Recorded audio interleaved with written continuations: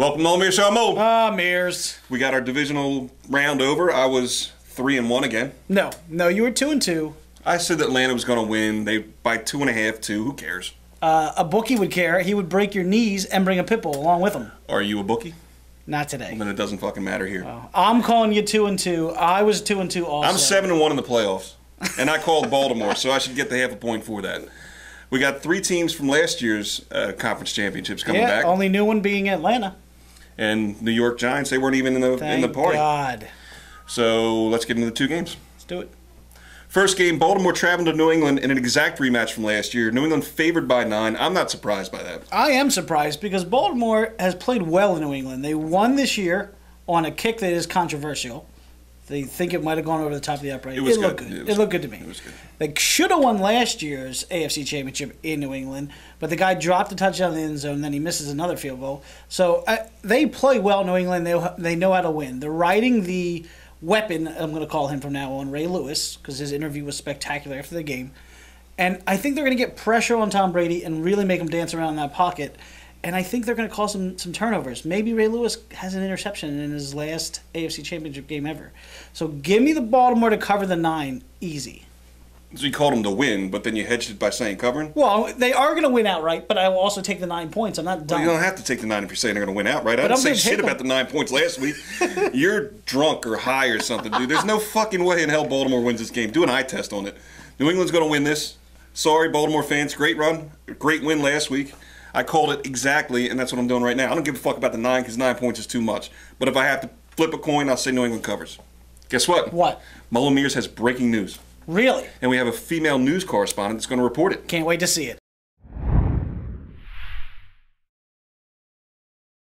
Kristen Milani here with a breaking news story. Sophia, star of the Meares Show Season 4, finds herself in a world of trouble today. She has been accused of stealing an entire set of Lego blocks from her younger sister Annabelle. While details are sketchy, Sophia proclaims her innocence by stating, "Annabelle said mine when I took the blocks, but clearly they are mine." The incident occurred shortly after Sophia's afternoon nap on Sunday. If found guilty of stealing the Lego blocks, Sophia faces 3 to 5 minutes of a timeout. More on this breaking story as details come in. I'm Kristen Milana. Back to you, Meares. We seriously have a news reporter on the show in a fucking Giants jersey? I don't know what's going on, but I got to call my agent because that's unacceptable. Who the fuck's running this shit? Who knows? But that's Straight ridiculous. hand jersey?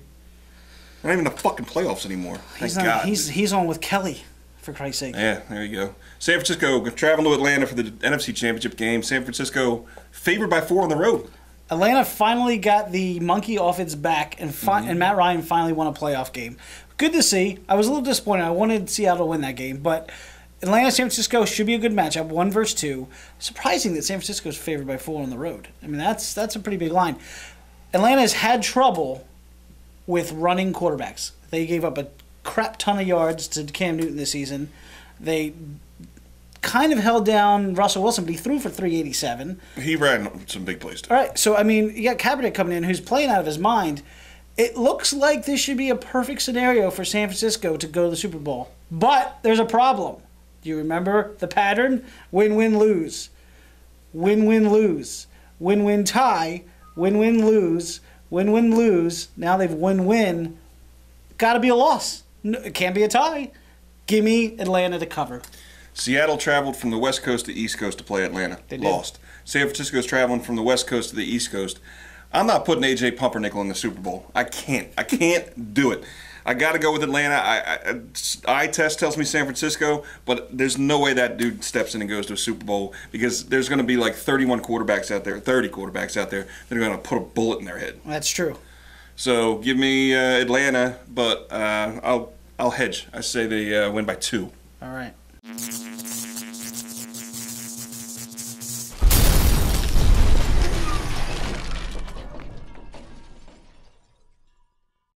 Now it's time for comments of the week. Very excited.